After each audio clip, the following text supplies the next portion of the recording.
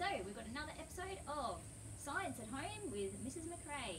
Welcome again to a quick little video on some science that you can be trying at home. So for this experiment, all we need is a tall cup, we need an egg, we need some water, and we need some salt. So what we're going to be playing around with is our concept of density. So when we looked at our lava lamp in our first video, we talked about the fact that the water was on the bottom layer because it was more dense than the oil that was on the top layer. And so we're going to be working with that concept of density today, where we're going to put our water in to our cup.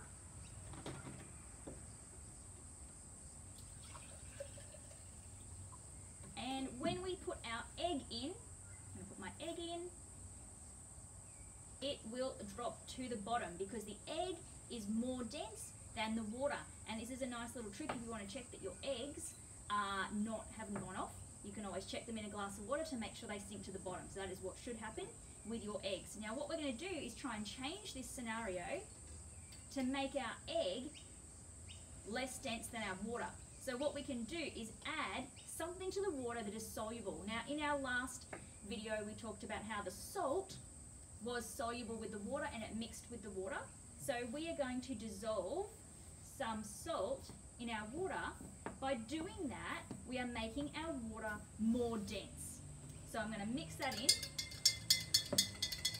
Now I may have to try it a couple of times to get my density right, but I've got my salt in now. I'm going to test it and see if my egg will sink to the bottom or float.